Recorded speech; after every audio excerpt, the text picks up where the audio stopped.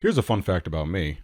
I don't believe in any sort of higher power. I think we live and then we die. Our time on this earth is our time on this earth. We get a good 60, 70, maybe 80, and then that's it. So try to be a good person while you're here.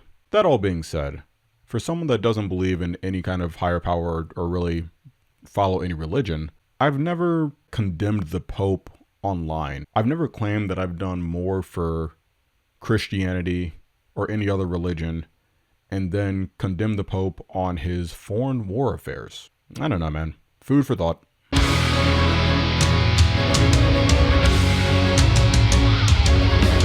What's up, everybody? Welcome back to another episode of Major in Metal, where we talk about guitars, metal, and things of that nature. This week, we're doing some new wave of American heavy metal. We're looking at Killswitch Engage with NWOAHM. Straight up, I f***ing love this riff. That opening riff just comes in super hard, punches you right in the face. It's one of the best of the 0-10-12 riffs, because, you know, in that time period, there were two styles of riff. You were either playing an 0-10-12 or a 5-7-8, and I'm sure I'll find some notable examples to clip in here at some point. We're doing Killswitch Engage, NWOAHM. This is the first album to feature Jesse Leach on vocals. That's not true. This is the first album after they really had some mainstream success to feature Jesse Leach. From the little bit of research I did, he was on, I guess it was their debut album, something in like 2002. Keep in mind, I am also not a huge Killswitch Engage fan. When they first came out, I really wasn't into them, but I was in my like standard tuning purist phase, you know, where it's like, if it ain't Metallica, Megadeth, or Maiden, I don't want to hear it. You know, every guitar player goes through that stage. If you're in that stage right now, grow out of it. There's so much great music out there, man. Just trust me. It's fine if it's not in standard tuning. It's fine if the guy isn't like trying to carry a melody at all in his vocals. Like, enjoy some different music, please. You are missing out on great stuff. That all being said, I'm still not a huge fan of them now, or rather, I just don't follow them. But the things I've heard are like, yeah, man, this rips. I remember when they had that track with both vocalists, Howard Jones and Jesse Leach. That was awesome. That was a really great song. Excuse me if I'm mispronouncing it, if it's Jesse Lee or Jesse Leach. I'll hopefully fix that in an edit. But that's enough about that, man. Let's throw the headphones on, get in the DAW, and see what we can make happen. Alright, so we're in the DAW here. As usual, I have my drums and bass already made up. We're going to listen to a little bit of this just because I think this riff just rips so hard.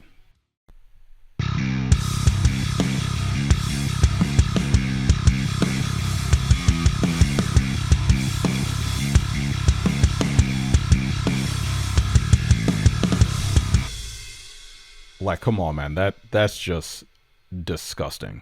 Guitar, we're tuned to drop C, as I'm sure you've picked up on by now. I hate going through and changing the tuning of my guitar, just because, you know, your strings get all loose or your strings get all tight. So normally I would just play this in standard or like drop A and just make it work. But this song has so much open string riffage that's not possible. So what we've done, majority of our guitar is tuned to standard. However, we have tuned our B up to a C. Makes for some really weird combinations and really weird fingerings.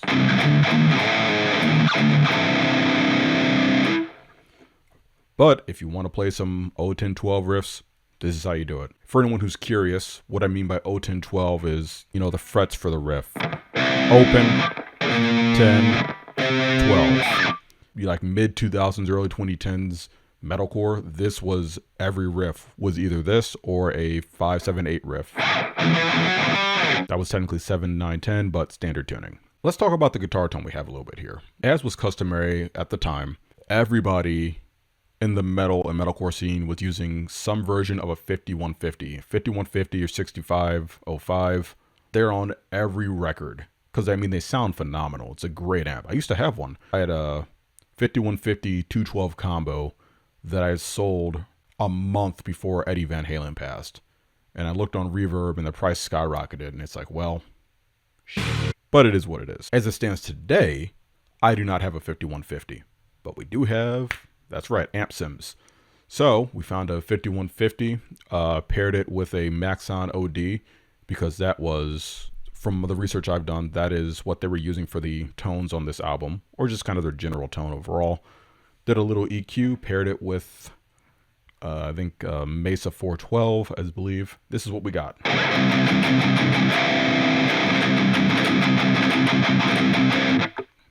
Does it sound like Killswitch? Who's to say? But I think it sounds pretty cool. Let's just get into this first riff, man. I'm really excited about this. I love this riff.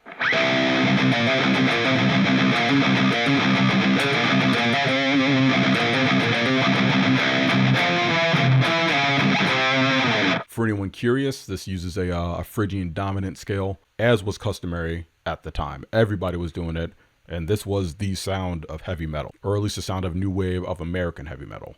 For anyone curious, when I say that term, that refers to bands such as Trivium, Killswitch. Lamb of God is really the quintessential new wave of American heavy metal band. What are they? It's Rob Flynn's band. Well, Machine Head. Just that kind of sound and style is the new wave of American heavy metal. I'm so glad we had that era, because like we were losing the plot. But let's get this riff recorded, man.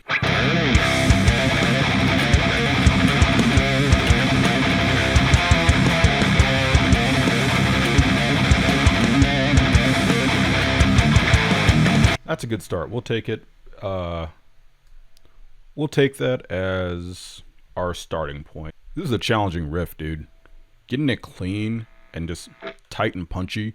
I don't have time to do all that, and you're not going to see me do it. That's going to be a lot of editing. That's very much a stylistic choice of this genre as well. In terms of production, is everything is super tight and grid aligned. Like, not as much as Gent, but it's pretty up there. Let's go ahead and record the other guitar here. The other guitar does a harmony, just thirds. You know, they work every time.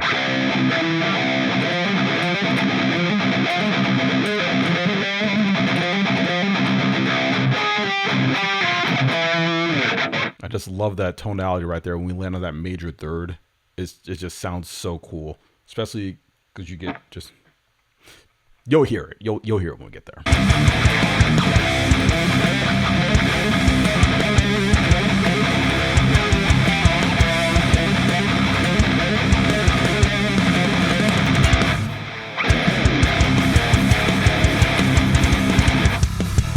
So I just recorded the second guitar there. I am so in front of the beat, it is not even funny.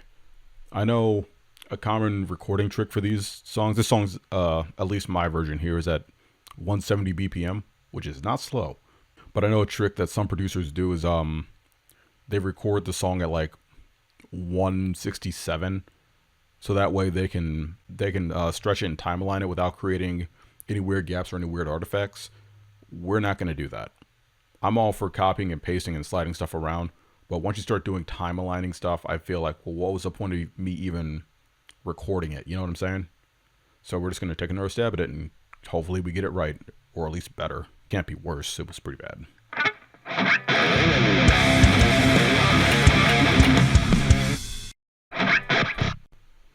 Yeah, careful what you wish for, right?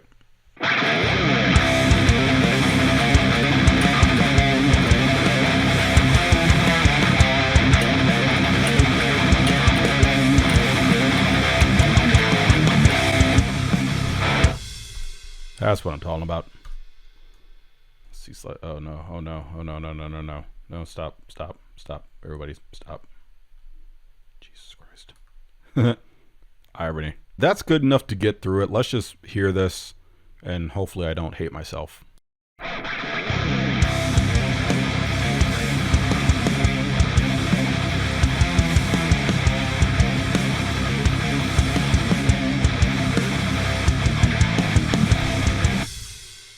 We're gonna cut it there. We don't need to hear what happens next. So that's your opening riff. Comes out the gate. There is one more part. There's like a break, like the second verse. All right, let me stop. Let me gather my thoughts. There's another spot I want to do this riff at. It's at the second verse. It's so cool because the bass just drops out and just holds like whole notes while the guitars do the riff, and it hits every time.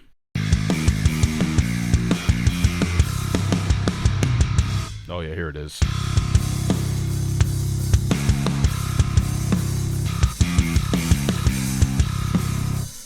That is so cool. In the interest of time, we'll just do one pass of it.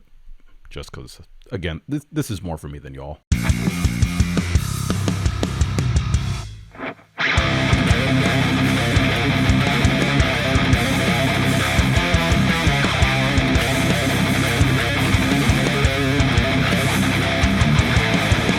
I also want to take a look at the chorus here because I love this chorus as well. I just love this song, man. Like, this is just a really great song. The chorus is kind of cool because the guitar is split into two parts. You have a lower guitar that plays this A flat 9. Excuse me, A flat add 9. Up to a B flat. Then they have this this lick in C minor.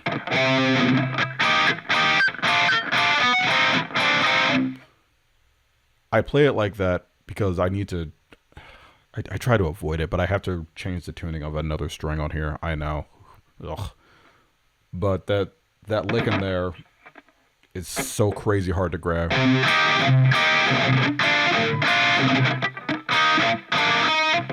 Like, that's some crazy chord changes. If I was like a jazz cat, maybe I could do that, but I decided to learn how to shred, and, you know, chords came much later. Like, seriously, I didn't know what an E major chord was, or an E minor chord for that matter, until I had been playing for like 5 years. Because I just never bothered to learn it, and yeah. So it was crazy because, like, you know, I was not shredding, but I was playing pretty well for how long I've been playing, and yeah, whole time someone would be like, "Hey, play me an A minor," and it's like, I have no idea how to do that. Like, I don't know what that is. You gotta tab that thing out, because yeah. But now look at me, got a YouTube channel where I talk about notes and stuff. 12-year-old Major may be proud. He wouldn't like that we're bald though, but he'd get over it, because the alternative is having the cul-de-sac, and that's not gonna happen.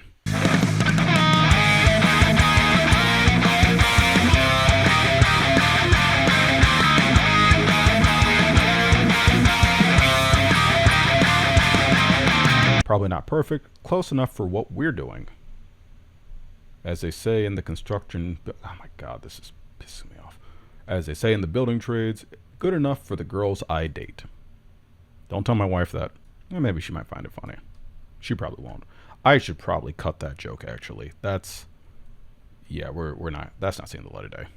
So for this breakdown, it's a pretty straightforward metalcore breakdown. That's not entirely true. It's really more of a bridge than a breakdown, mainly because, you know, there's no harsh vocals over it. I think that's kind of a key factor in a breakdown. There is a bleh. We do get a bleh at the very end. All it's doing is you chug on the C,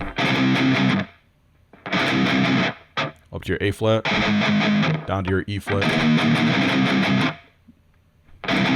This time it's A flat to B flat.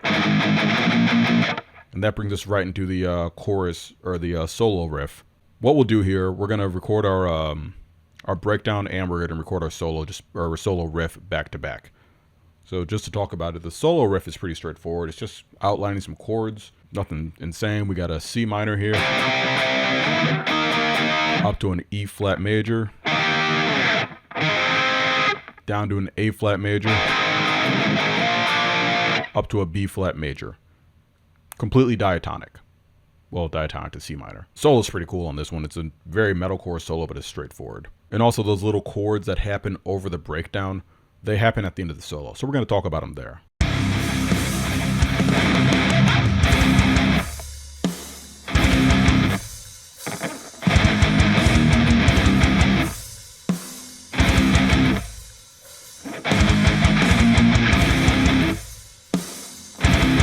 Need a snare bomb right there.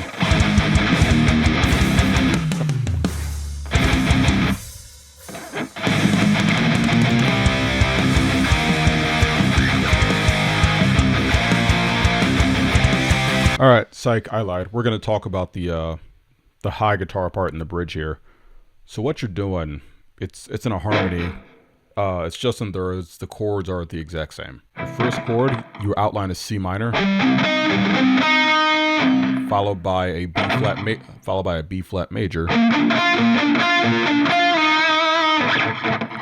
followed by a C minor. Huh. that just clicked in my head that it's C minor, B flat, C minor. But it's a different inversion, so that's why it seems different.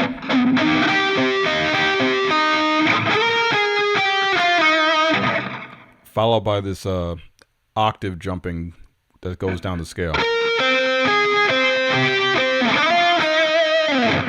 That's your first part. When the second part comes in, it's the same chords, just on just a different inversion.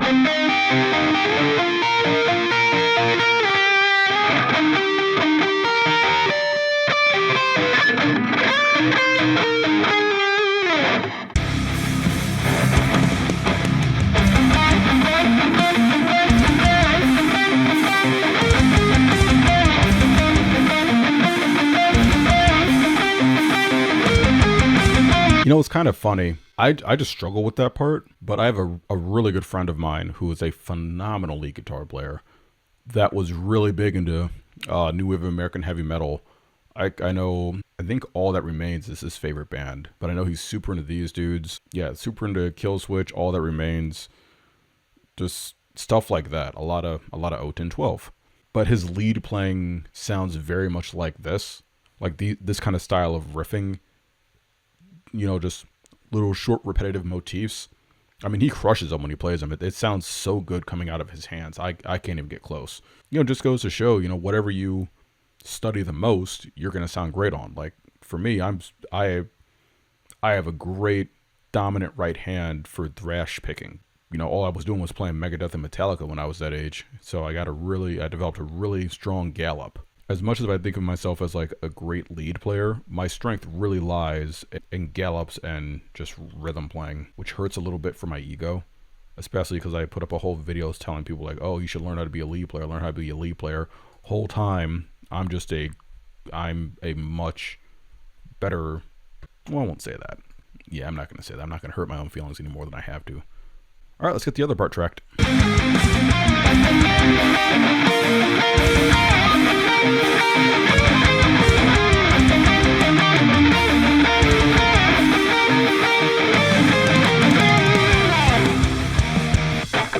Put that together for a little bit of context. This is what you get. Actually, you know what? I just want to hear the leads. Just the leads, please.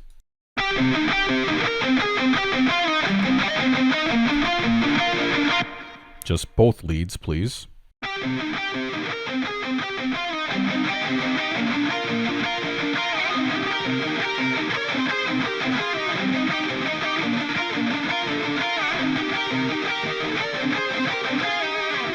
Not the cleanest take, but enough to get the idea. Oh, hey, we can actually copy and... Sick. We can copy and paste this when we get to this part of the solo. We're definitely doing that. Jeez, that's lazy.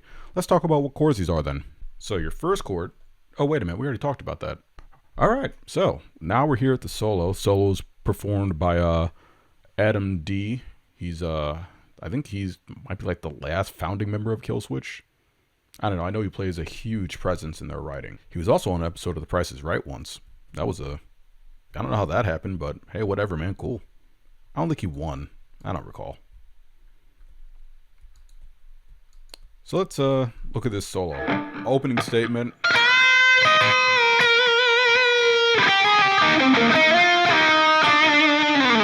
Pretty straightforward, nothing crazy. Let's just get it going.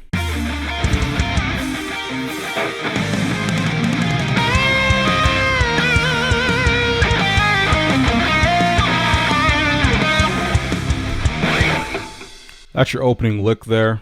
Nothing too intense, just a good bend.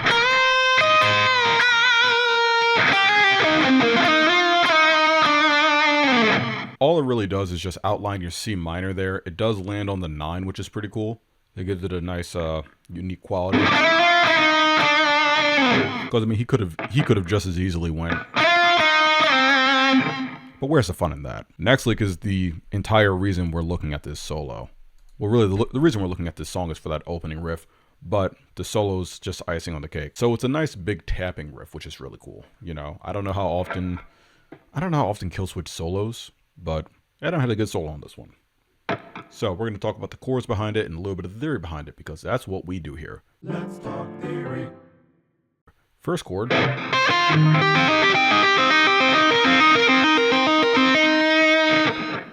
all that's outlining is a C minor 7. You have your root, minor third, fifth, minor 7.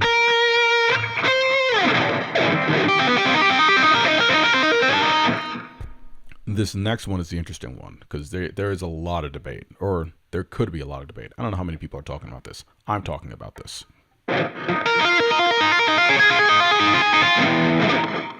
When you look at the notes you have an E flat, an F, an A flat, and a B flat. That doesn't outline any kind of traditional triad. You know, it's just, you have a bunch of fourths and fifths. You know, you do get your minor third between the F and the A flat.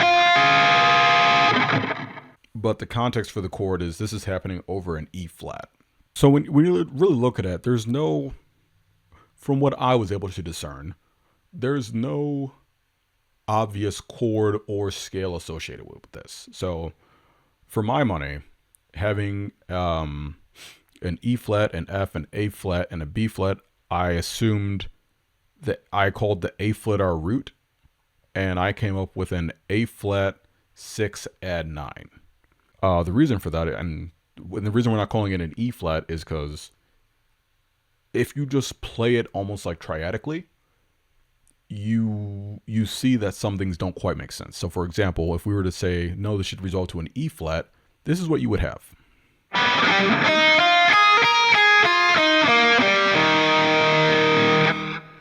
Doesn't quite make sense to me. But if we agree that we're resolving to an A flat,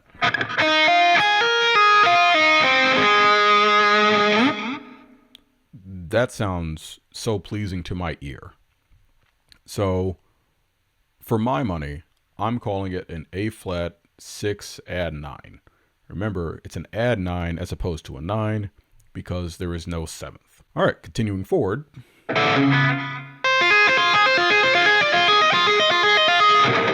It's the same pattern we had initially, except now we're on a string higher. So this is an F minor 7 outline. Because again, you have your root, minor third, fifth, minor 7th.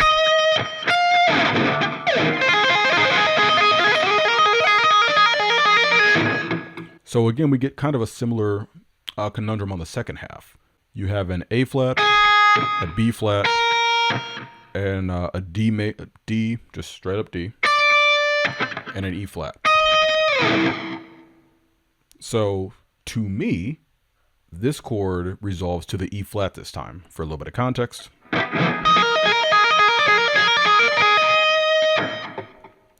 that D provides a leading tone, and you almost get like a suspension and release, which, great writing. So to me, this second one is an E flat. Let me consult my notes, excuse me. It's an E flat major 7 add 11. Now you may think to yourself, well, major, this time we have a 7th in there. Why is it still add 11? Because it is not a minor 7. It is a major 7. So because we specified major 7, we also have to specify that we are adding the 11th, as opposed to just calling it a E and E11. You follow me? I hope so. All that nerd out of the way, let's record some solos, right?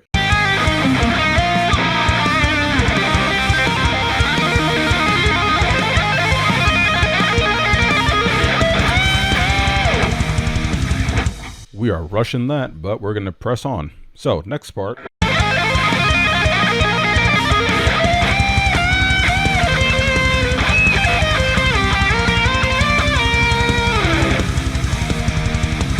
So it's a nice little slidey riff there. We have our solo pretty much done. To avoid copyright, we're not going to play the whole thing. I do want to hear this transition into the harmony part. So let it ride.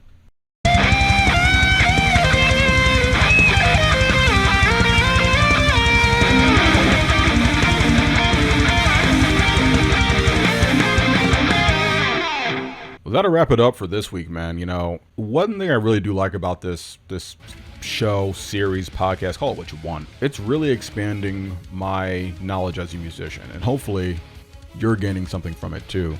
And just the challenge of, you know, choosing a different song every week, trying to avoid songs that I know. Sometimes, you know, sometimes I do end up choosing stuff that I already know just on a time crunch. This is kind of one of those time crunch times, except I don't know this one, but I figured it was fairly easy. Either way, it just really expands my palette as a musician. Hopefully you're learning something and taking something away from this too. If you're sitting there with your guitar playing along, thanks for jamming. If you're not, that's okay too. But you know, man, we're doing these every week, so if you like what you see, like, comment, share, subscribe, all that. You want some songs, man? You want to see some songs? Put them in the comments. You know, we're taking all suggestions. That's about all I got, man. This is Major and Metal. I'm Major, and we'll see you next time. Peace.